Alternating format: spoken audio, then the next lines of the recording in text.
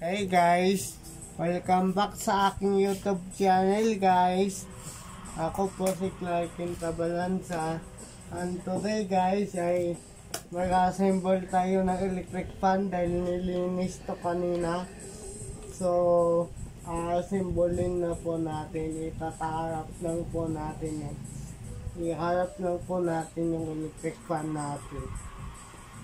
Tapos saka natin assemblin.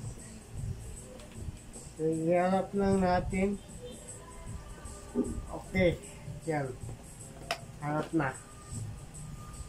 So, ang una natin ikakabit ay yung ating ito guys. Ating back guard. Sa pagkabit nito ay make sure na naka-align dito sa mga tatlong pins niya. Ganito lang po guys. Yan. So, make sure na-align siya guys. Tapos ang susunod natin ikabit ay yung ito. So, ang pagpahigpit nito guys,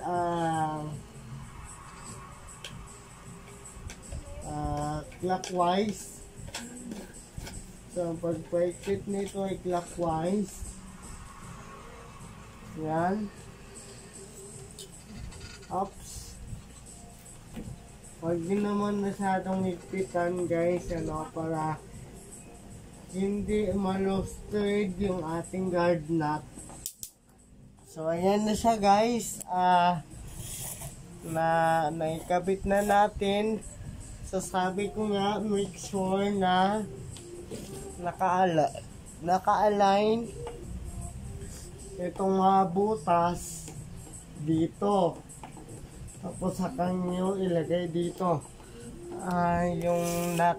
Tapos, guys, ang next na ikakabit natin ay yung kanyang hélice guys.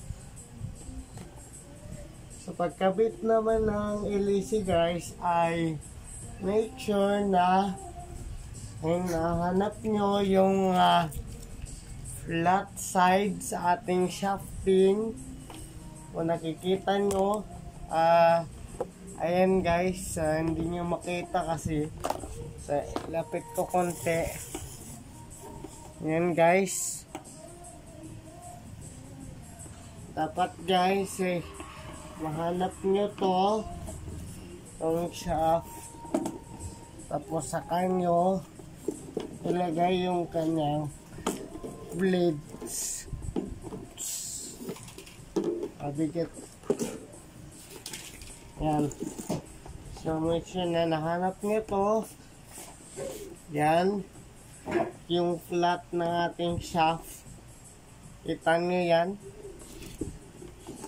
So, pag nahanap nyo, dyan nyo din itatapat yung butas na ating hélice. Tapos, pag natapat nyo, saka nyo ikabit yung kanyang fan blade. Yan na po guys. Para po guys, kasi kapag ganito guys, mali yung kabit mo, hindi lalabas yung. So yun guys, dahil nakabit natin yung hélice, next natin ikabit ito. Ang paghigpit naman natin dito ay pa-counterclockwise. Iba yun sa lock kanina na pinakita ko. Actually guys, ang paghigpit nito ay kontra sa ikot ng ating hélice.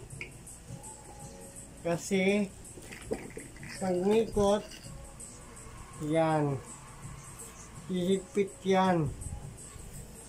Kaya ito guys, kahit na huwag nyo nang higpitan masyado, tama na yun. Okay na yan. Di na po yan matatanggal. Kasi kontra lang po sa hélice yan.